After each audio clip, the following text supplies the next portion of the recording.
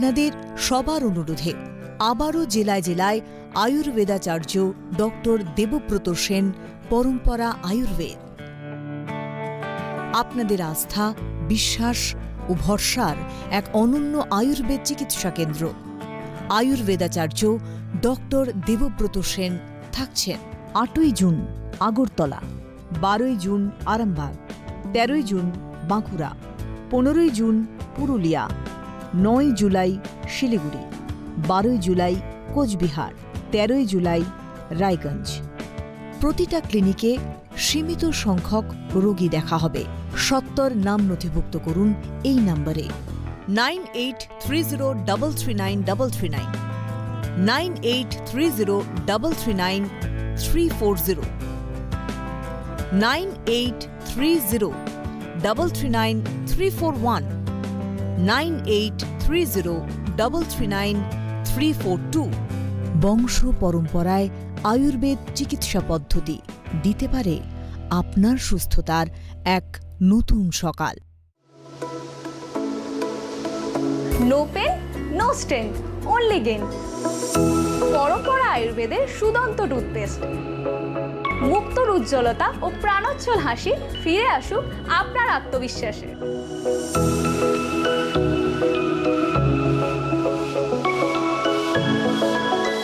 আয়ুর্বেদাচার্য doctor Debabrata Sen formulation.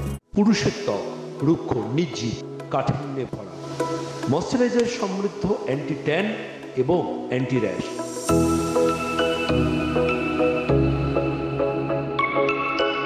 পরম্পরা আয়ুর্বেদের Pouras shaving cream, your mark of confidence.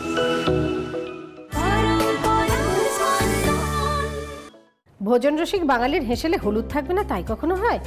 কিন্তু শুধু সাদা রঙের কথা ভাবলে হবে? স্বাস্থ্যের কথাটা ভাবতে হবে না? এখন থেকে আপনার হেসেলে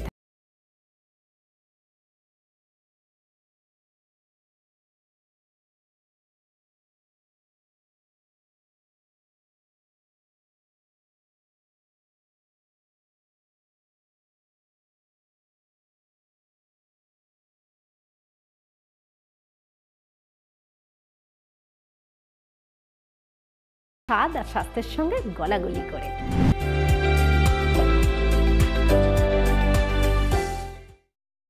আমার সন্তান যেন থাকে দুধে ভাতে।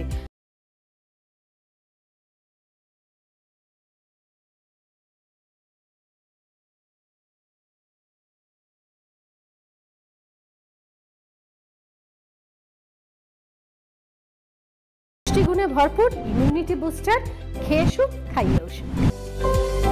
পরম্পরা আয়ুর্বেদ ঘি।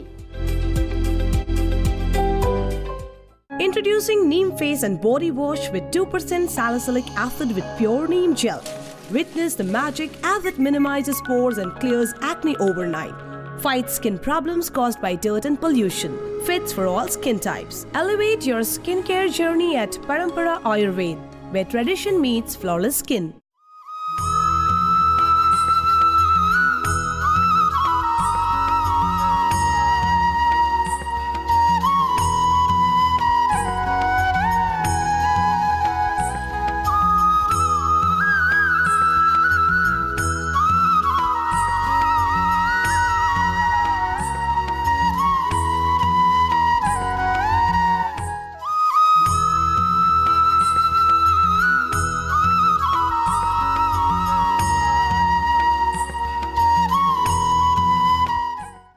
Introducing the ultimate skincare essential. Experience the power of 1.5% hyaluronic acid serum, naturally derived, no harmful chemicals, goodbye to dry, dehydrated skin and signs of aging. Boost efficacy of your skincare regime. Stay healthy with Parampara Ayurved. Our peach and honey moisturizer is full of pure peach milk and forest honey. Free from harmful chemicals, humectants that seal moisture deep within your skin. Apply and experience Parampara Ayurved, where nature meets nourishment.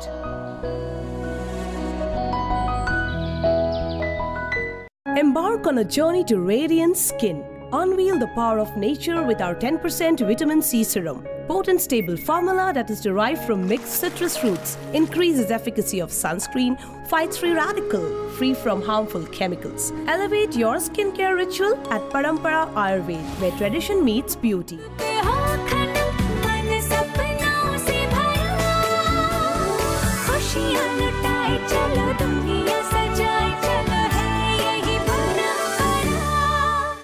আমার সন্তান যেন থাকে দুধে।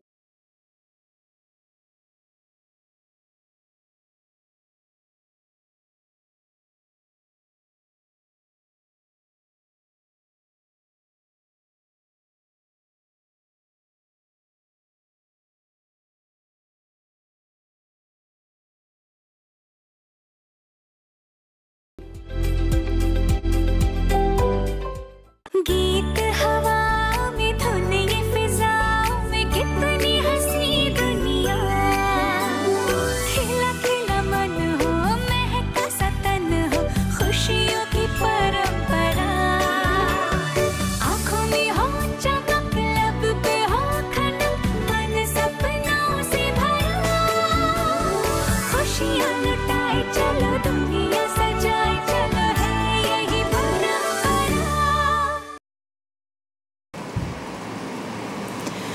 নমস্কার, পরম্পরা আয়ুর্বেদে আপনাদের সবাইকে অনেক অনেক স্বাগত জানাচ্ছি। ভারতবর্ষের অন্যতম বংশানুক্রমিক আয়ুর্বেদিক চিকিৎসক পরিবার পরম্পরা আয়ুর্বেদ, যারা বংশ পরম্পরায় আয়ুর্বেদ চিকিৎসা বিজ্ঞানকে নিয়ে অধ্যাবসায় গবেষণা এবং আধুনিক প্রয়োগ কৌশলের মাধ্যমে এই আয়ুর্বেদ চিকিৎসায় এক নবজোয়ার নবদিগন্ত আনতে পেরেছে। সেই পরিবারেরই স্বনামধন্য এই প্রজন্মের উত্তরসূরি আয়ুর্বেদাচার্য ডক্টর দেবব্রত সেন।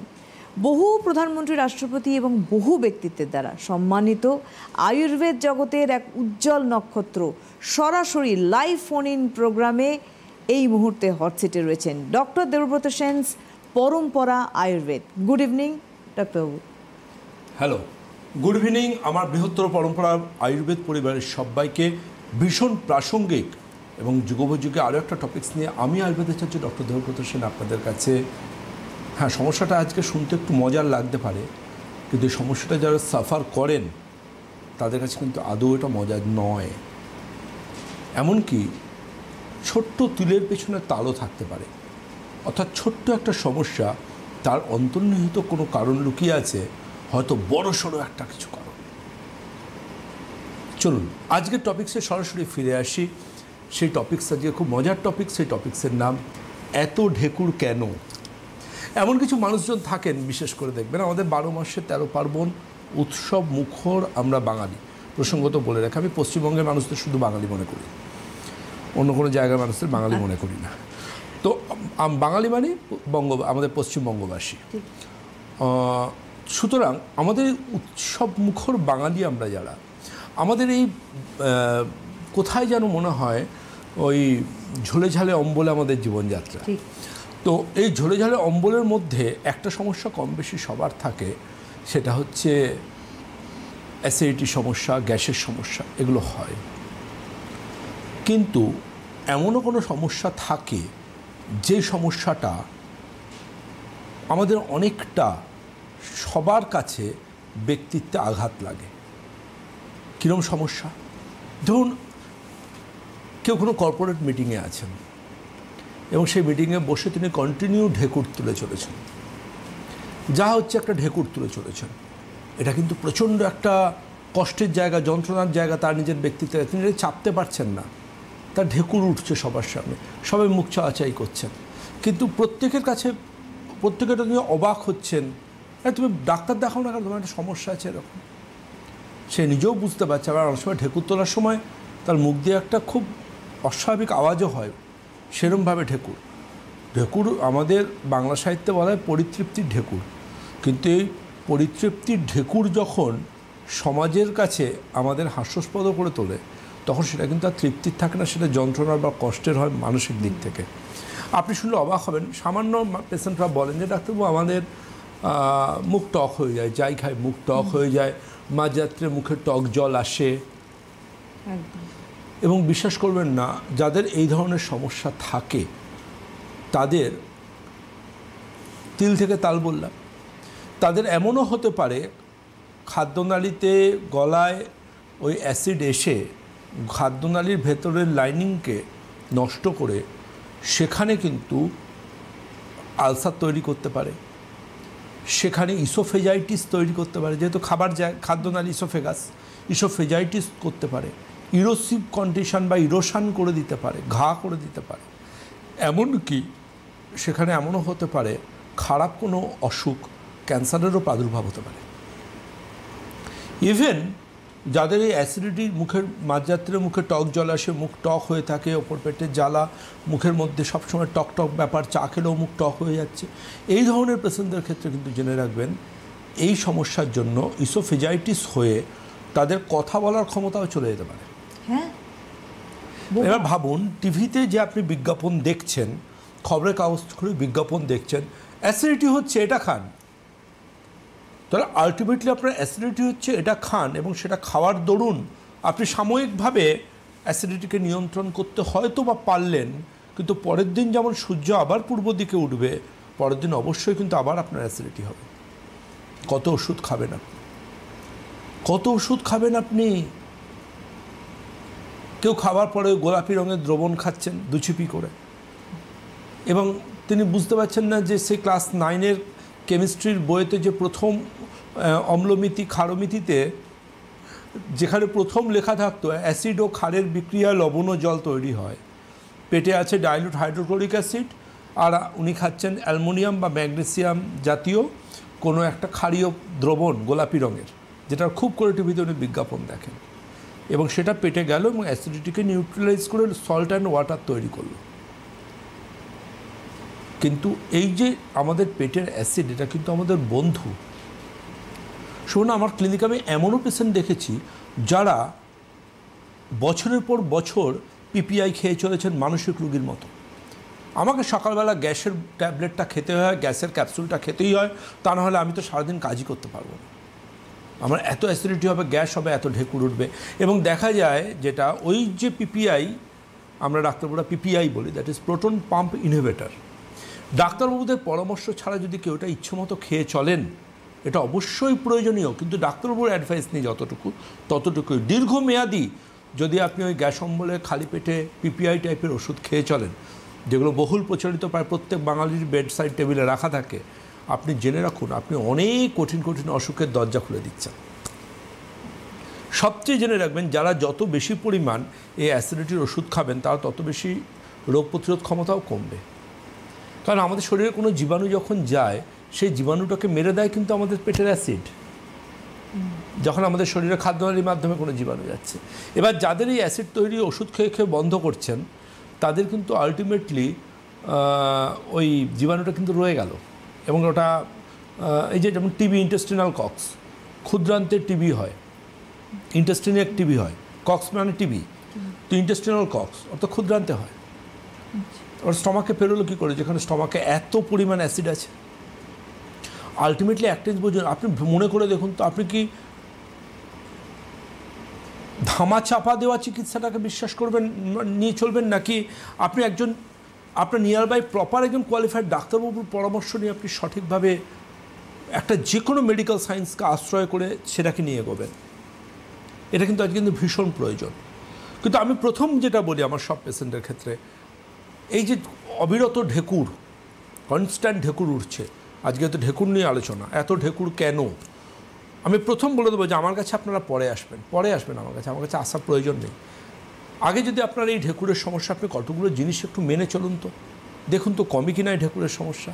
আমার ধারণা কিন্তু কমে যাবে। প্রথম যেটা বলবো সেটা হচ্ছে, আপনি বিশেষ করে একটু সিনিয়র সিটিজেনরা যারা টিভি দেখতে দেখতে বা মোবাইল দেখতে দেখতে খাবার খান, কি মোবাইল দেখতে দেখতে যদি খাবার খান, টিভি দেখতে দেখতে যদি খাবার খান, আপনি জানবেন আপনি অনেক এয়ারকে সোয়ালো করছেন।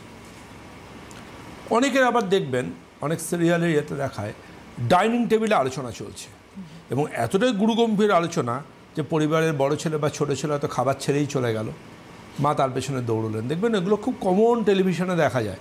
আমি এই কারণে বলতে পারি যে আমি প্রচুর, আমার শুটিং ফ্লোর ছিল প্রচুর, পাশাপাশি ফ্লোরে শুটিং হতো, সেখান থেকে আমি অনেক দেখেছি, এবং অনেক টিভি সিরিয়ালে আমার গেস্ট অ্যাপিয়ারেন্স হয়েছে, প্রচুর টিভি সিরিয়ালে। তো আলটিমেটলি আমি সিনেমাতেও অভিনয় করেছি, গেস্ট অ্যাপিয়ারেন্স অবশ্যই, এবং সেখানেও ডাক্তার দেবব্রত সেন হিসেবে, এবং আমি আমার নামের পরিবর্তন বা পেশার পরিবর্তন করতে চাইনি, কোনো একজন জনপ্রিয় প্রথম শ্রেণীর অভিনেত্রীর চিকিৎসক হিসেবে আমি সেখানে গেছিলাম। কিন্তু সবচেয়ে ওখানে ওটা কোনো অভিনয়, ওখানে আমি জীবন দর্শনের কথাই বলেছি, আয়ুর্বেদ চিকিৎসার কথা বলেছি, সেখানেও আমি আয়ুর্বেদ চিকিৎসা নিয়ে কথা বলেছি। কিন্তু আমার যেটা বক্তব্য আজকে আপনাদের কাছে সেটা হচ্ছে, আপনি লক্ষ্য করে দেখুন, যদি আপনি মোবাইল ফোন দেখতে দেখতে অন্যমনস্কভাবে খান, আপনার গ্যাস শুধু পেটে হবে না, ঢেকুর উঠবে। আপনি যদি কথা বলতে বলতে খাবার খান তাহলে কিন্তু এই সমস্যা হবে। আপনি টিভি দেখতে দেখতে খাবার খান তাহলে এই সমস্যা হবে। টেবিলে সবার সাথে গল্প করতে করতে খাচ্ছেন, রেস্টুরেন্টে খাচ্ছেন, আপনি গ্যাসের সমস্যায় ভুগবেন। আমি বলছি না, সায়েন্স বলছে, রিসার্চ বলছে।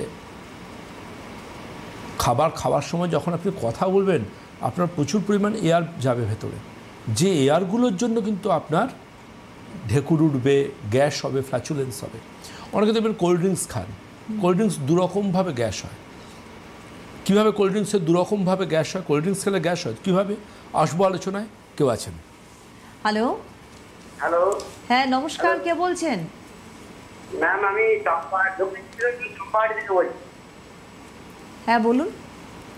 আমার ওই গায়ের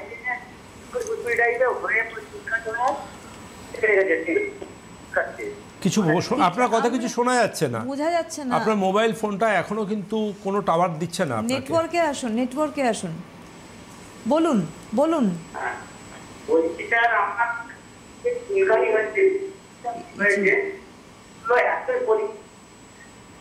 হ্যাঁ, আপনার স্ক্রিনে হচ্ছে তো সমস্যাটা। হ্যাঁ, আপনি ওই জায়গাটা ছবি তুলে আমাকে হোয়াটসঅ্যাপ করুন, যে কোনো একটা জায়গার ছবি তুলুন, স্ক্রিনে যেখানে সমস্যাটা হয়েছে ছবিটা তুলে আমাকে পাঠান, পাঠিয়ে কাল সকাল 11টার পর কথা বলবো আমি আপনার সাথে হোয়াটসঅ্যাপের মাধ্যমে। আমার নাম্বার ওখানে যাচ্ছে, সেভ করে নিন ফোনে। এক্সপার্ট টিম দেখুন 9830339339। এই যে কোল্ড ড্রিঙ্কস থেকে কিন্তু হতে পারে গ্যাসের সমস্যা, ঢেকুরের সমস্যা। ডাব থেকে হতে পারে গ্যাসের সমস্যা, ডাব থেকে হতে পারে গ্যাসের সমস্যা, ঢেকুরের সমস্যা। কীভাবে? প্রথমত বলে রাখি, যেটা দেখবেন, এই কোল্ড ড্রিঙ্কস যখন খোলা হয়, এক ধরনের কোল্ড ড্রিঙ্কস হয়, যে কোল্ড ড্রিঙ্কসটা খুললে ফস করে একটা আওয়াজ হয়। আমি বোঝার সুবিধার জন্য বলি বাবলি ড্রিঙ্কস। তার মানে কোনটা? যে কোল্ড ড্রিঙ্কসগুলো খুললে বাবলস বেরোয়, ওই যে বাবলস আছে ওর মধ্যে কার্বন ডাইঅক্সাইড আছে, ওই যে বাবলসটা বেরোচ্ছে, ঢাকা খুললে ফস করে একটা আওয়াজ হচ্ছে, ওই কোল্ড ড্রিঙ্কস খেলেই আপনার ঢেকুর হবে, গ্যাস হবে। অনেকে আবার কুসংস্কারগ্রস্ত হয়ে গ্যাস হয়ে ওগুলোকে বেশি করে খান, কি না গ্যাস কমবে, তাহলে গ্যাসটা যা ছিল ডবল হয়ে যায়। এটা আমাদের ভুল ধারণা ছিল। যাও বা গ্যাস ছিল সেটা ডবল। তাহলে ডাক্তারগুলো ওষুধ লিখতেন না, কোল্ড ড্রিঙ্কসই দিয়ে দিতেন সবাইকে একটা করে। যার খাত প্রেসক্রিপশানে কোল্ড ড্রিঙ্কস লিখে দিচ্ছে, কোল্ড ড্রিঙ্কস খাবেন, যা খাবার পর 2 চামচ করে কোল্ড ড্রিঙ্কস খাবেন, ঠিক হয়ে যাবে। কোল্ড ড্রিঙ্কস খেলে কবে আপনার গ্যাস সেরে যাবে? যেদিনকে গরুরা গাছে উঠে ঘাস খাবে, সেদিন কোল্ড ড্রিঙ্কস খেলে গ্যাস হবে। আসলে ম্যাটারটা কী বলুন তো? ম্যাটারটা হচ্ছে অনেকের এরকম ব্যাপার থাকে, নিজের মানসিক রোগটাকে অন্যভাবে ডেফিনেট করেন। ধরুন, যিনি স্মোক করেন তিনি বরাবর তার হ্যাবিট হচ্ছে একা থাকলে স্মোক করবেন। দেখবেন স্মোকাররা দুরকম হন, তারা ঠিক সঙ্গী জুটিয়ে নেন অথবা একা থাকলে হবেন। আবার কেউ কেউ বলেন যে খুব যখন টেনশন থাকে তখন হয়। তো স্মোকিং যেটাই করবেন সেটাই কিলস। সবথেকে প্যাথেটিক লেস পার্সোনালিটি লাগে যখন কেউ বলেন, ডাক্তারবাবু স্মোকিং না করলে আমার ল্যাট্রিন হয় না। এর থেকে ব্যক্তিত্বহীনতার কি বলতে পারি? যে বাথরুমে এক্সস্ট ফ্যান দিয়ে চিমনির মতো ধোঁয়া বেরোচ্ছে, তবে তার একটা ফ্রেশ মর্নিং হচ্ছে। Can you imagine it? তিনি তার কোন জায়গায় নামিয়ে দিয়েছেন তার অ্যাডিকশানকে। তা আলটিমেটলি একটা জিনিস ভাবুন, ব্যাটারটা এই যে স্মোকিং, এই স্মোকিং কিন্তু জানবেন গ্যাসের আধার, অ্যাসিডিটির অন্যতম কারণ। সুতরাং স্মোকিং করে আপনার বুদ্ধি খোলে না, এগুলো সব ভুল কথা, গুজব। কোথাও সায়েন্সে কোথাও বলা নেই, কোনো রিসার্চ এত ইউনিভার্সিটি কোথাও বলছে না। স্মোকিং একটাই জিনিস এনে দেবে আপনাকে, অ্যাজমা তো এনে দেবেই, বাইপাস সার্জারিও এনে দেবে, আর একটু বেশি বয়স হবে তখন ক্যান্সারটা চলে আসবে।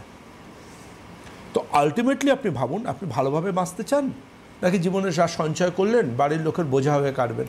আপনার বয়সের 10 জন দৌড়ঝাঁপ করে বেরোচ্ছে আর আপনি সিনিয়র সিটিজেনের মতো খাটে বসে আছেন, বা নাতি নাতনিকে কোলে নিয়ে আপনি ঘুরে বেড়াচ্ছেন। ভাবতে হবে, ভীষণ প্রয়োজন ভাবাটা। আপনার কর্ম ইজিক্যাল টু থাকবে কিন্তু আপনার ভাগ্য। কর্মের সাথে ভাগ্য জড়িয়ে আছে ওতপ্রোতভাবে, এটা কিন্তু বুঝতে হবে। কেউ আছেন? হ্যালো, হ্যালো, নমস্কার, কে বলছেন? আমি নমস্কার, আমি নদিয়া জেলা বেলপাহাড়ি থেকে বলছি। আমার নাম গায়ত্রী দত্ত। বলুন। বলছি আমার রাতে ঘুমটা কম হয়, খিদে লাগে কিন্তু আবার খেতে ইচ্ছা করে না, মাথার যন্ত্রণা করে। আর আমার ভোরবেলায় ওঠা অভ্যাস, আমি ভোরবেলায় উঠি, কাজ করি, ভোরবেলায় কাজ করতে ইচ্ছা করে, তার সারাদিনে আমার ভালো লাগে না কাজ করতে। ঠিক আছে, প্রত্যেকটা সমস্যায় অনেকগুলো সমস্যা আপনি বললেন, এই প্রত্যেকটা সমস্যার পেছনে অন্তর্নিহিত একটা করে কারণ আছে। সে কারণগুলোকে আগে আপনার জীবন থেকে সরাতে হবে। আর এই কারণগুলো জেনে সঠিকভাবে যদি আপনি আয়ুর্বেদ চিকিৎসা বিজ্ঞানের সাহায্য নেন, আপনি খুব দ্রুততার সাথে সুস্থ স্বাভাবিক জীবনে ফিরে আসতেও পারেন। কিন্তু এই কারণগুলো, কেন ঘুম হচ্ছে না, কেন আপনার খিদে হচ্ছে অথচ খাবারে আগ্রহ নেই, কেন আপনি ভোরবেলা ভীষণ এনার্জেটিক থাকছেন, যত বেলা হচ্ছে তত আপনি ক্লান্ত হয়ে যাচ্ছেন, সব কিছু জানার প্রয়োজনীয়তা আছে। আপনি কাল সকাল 11টার পর এক্সপার্ট টিমে কমিউনিকেশন করুন। হোয়াটসঅ্যাপের মাধ্যমে নাম্বার যাচ্ছে, ওই নাম্বারে কমিউনিকেশন করবো, আপনাকে গাইড করবেন। যে আলোচনায় ছিলাম যে তার মানে কোল্ড ড্রিঙ্কসের কথাটা বললাম, কিন্তু আপনি হয়তো ভুলে যাচ্ছেন আমি কিন্তু ডাবের কথাও বলেছি এবং কোল্ড ড্রিঙ্কসের দুরকম কারণ বলেছি। তার একটা কারণ কি বলেছিলাম, যে কোল্ড ড্রিঙ্কসগুলো খুললে ফস করে আওয়াজ বেরোয় এবং বাবলস বেরোয়, সেই কোল্ড ড্রিঙ্কসগুলো খেলে কিন্তু গ্যাস হবে, সায়েন্স বলছে। সেকেন্ডারি কি?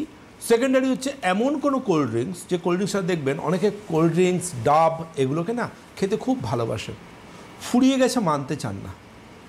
তিনি স্ট্র একদম তলায় 2 ফোঁটা পড়ে আছে, সেটাকেও স্ট্র দিয়ে টানছেন, এবার একটা অদ্ভুত আওয়াজ তখন মুখে হয়, মনে করতে পারছেন? এই যে যারা এইভাবে স্ট্রটা টানে, এরা কিন্তু ডাইরেক্ট এয়ারটাকে টানছে। আচ্ছা, তখন কিন্তু কোল্ড ড্রিঙ্কস যতটা না আছে, তার থেকে বেশি এয়ার তার তিনি সোয়ালো করছেন, এয়ারটা তার পেটে যাচ্ছে, এবং এই যে এয়ারটা ডাইরেক্ট তার খাদ্যনালী দিয়ে পেটে যাচ্ছে, এই এয়ারটাই কিন্তু পেট ফাঁপিয়ে দেবে, গ্যাস হবে। আমি বারবার বলছি না, আমার কাছে আগে আসবেন না গ্যাসের পেশেন্টরা, ঢেকুরের পেশেন্টরা, আগে এগুলো মানুন না, বাড়িতে একটু মেনে দেখুন না, যদি ঠিক হয়ে যায় কেন ডাক্তারের কাছে ওষুধ খাবেন? আগে মানুন, এটা দেখুন। আমি আজ অব্দি কাউকে বলি না আমার ক্লিনিকে আসুন। আমি প্রচণ্ড জটিল, প্রচণ্ড ক্রনিক পেশেন্ট ছাড়া তার মেডিসিন আমি নিজের দায়িত্ব নিয়ে তাকে দিই না। কিন্তু আমি এটুকু বলতে পারি যে যিনি ধরুন একটা 2 বছর 3 বছরের অসুখের যদি মোটামুটিভাবে কয়েকটা মাস ধৈর্য রেখে কন্টিনিউ করেন, সে পেশেন্টরা কিন্তু এসে বলেন যে ডাক্তার আগে আসেনি কেন। এবার ধরুন কারোর অ্যাসিডিটি হচ্ছে, তার মনে হবে যে আমি চাল ডাল খেলেও অ্যাসিডিটি, চা খেলেও অ্যাসিডিটি, ফল খেলেও অ্যাসিডিটি, ওষুধ খাচ্ছি তাতেও অ্যাসিডিটি। তো আলটিমেটলি যেটা খাবো সেটা তার অসুখ, তার তো তাকে একটা সার্টেন টাইম মেনটেন করতে হবে। যে সার্টেন টাইমে যদি মেনটেন করেন, তাহলে কিন্তু অবশ্যই, কারণ আমাদের আয়ুর্বেদিক ওষুধ তো স্টেরয়েড নয় যে আজকে খাবেন কালকে আপনি দৌড়তে শুরু করবেন। একে একটা টাইম দিতে হবে, যে টাইমটা দিতে পারেন, সেই ধৈর্যটুকু থাকে তবেই আসুন, নাহলে আসবেন না। আয়ুর্বেদ ট্রিটমেন্ট বলি না, সবার জন্য নয়। আমাদের ক্লিনিকে সবথেকে শিক্ষিত মানুষরা কেন আসেন? তার কারণ একটাই, তারা বিশ্বাস করেন, বোঝেন chemical for industry, not for health. আজকে সবাই সাইড এফেক্ট নিয়ে কসাস, প্রত্যেকে। সুতরাং তারাই আমাদের কাছে আসবেন যারা বুঝবেন যে আমি তো সব প্যাথি করে নিয়েছি মোটামুটি, এবার আয়ুর্বেদ চিকিৎসা বিজ্ঞানের হাত ধরেই আজকে পৃথিবীর প্রথম সারির চিকিৎসা বিজ্ঞান হতে চলেছে এটা। আমি কেন সুস্থ হতে পারবো না? আপনার তরফে দুটো জিনিসই থাকবে, সেটা হচ্ছে এক্সপার্ট টিমের সঠিক অ্যাডভাইস, আর এর পাশাপাশি ধৈর্যশীল হওয়া। এই দুটো যদি করতে পারেন, ডায়েট লাইফস্টাইলকে মেনটেন করতে পারেন, তাহলে অবশ্যই আপনি এই সমস্যাগুলো থেকে বেরিয়ে আসতে পারবেন। কেউ আছেন? হ্যালো। হ্যাঁ, আমি অনিমা বলছি, অনিমা পাল বলছি বাগনান থেকে। হ্যাঁ, নমস্কার, বলুন। নমস্কার দাদা ভাই, তো স্যারকেও নমস্কার, আপনাকেও নমস্কার। হ্যাঁ, আমার সমস্যাটা হচ্ছে আমার কোনের জয়েন্টে, কাঁধের জয়েন্টে, হাঁটুর জয়েন্টে আমার ওই রাত্রিবেলা খুব যন্ত্রণা হয়, আর গ্যাস অ্যাসিড আছে খুব, আর সুগারের ওষুধ খাই, সুগারও আছে। হ্যাঁ, যন্ত্রণার তো কারণ থাকে কিছু, সে কারণটা জানতে হবে মা। এইভাবে ধরুন আমি এখান থেকে আপনার যন্ত্রণা শুনে তো বুঝবো না কেন যন্ত্রণা হচ্ছে আপনার। যন্ত্রণার 80 রকম কারণ। হ্যাঁ, এক্সরে তুলে, ফটোআরে তুলে উনি ডাক্তারটা বলছেন না, ডাক্তাররা কি বলেছেন আমি শুনবো না, কারণ আপনি আমার কাছে যে ট্রিটমেন্ট শুরু করবেন, তাহলে আমি আমার দৃষ্টিভঙ্গি নিয়ে কথা বলবো। কোন ডাক্তারবাবু কী বলেছেন ওটা আমার সাবজেক্ট নয়। আপনি রিপোর্টগুলো পাঠাবেন, আপনার যা যা রয়েছে আমি সেগুলো দেখে পরবর্তী অ্যাডভাইস করব। সঙ্গে থাকুন, আমার নাম্বার ওখানে যাচ্ছে, সেভ করে নিন মোবাইল ফোনে আমার নাম লিখে। তো এটা কিন্তু খুব গুরুত্বপূর্ণ। সবচেয়ে জানবেন যে যাদের দেখবেন একদিকে নাক বন্ধ থাকে, দেখবেন অনেক সময় নাক বন্ধ থাকে, নাকে ড্রপ দেন, তাদের কিন্তু ঢেকুর বা গ্যাসের সমস্যা হতে পারে। একদিকে নাক বন্ধ যাবে একদম। নট অনলি দ্যাট, যদি কারোর এরকম হয়, দেখবেন বয়স্ক মানুষ যারা পড়েন, ওই কি বলে বলুন, ফলস দাঁত, ডেঞ্চার, সঠিক বললাম তো? ডেঞ্চার পড়েন, DENTURE। এই ডেঞ্চার যারা পড়েন, অর্থাৎ আর্টিফিশিয়াল দাঁত, চলতি ভাষা বাঁধানো দাঁত, বয়স্ক মানুষজনরা পড়েন না, এই বাঁধানো দাঁত যারা পড়েন তারা কন্টিনিউ গ্যাসের সমস্যায় ভুগবেন, সায়েন্স বলছে। অনেকে দেখবেন হ্যাবিট আছে খুব টাইট পোশাক পরা, প্রচণ্ড টাইট পোশাক পরা, তারা গ্যাসের সমস্যায় ভুগবেন।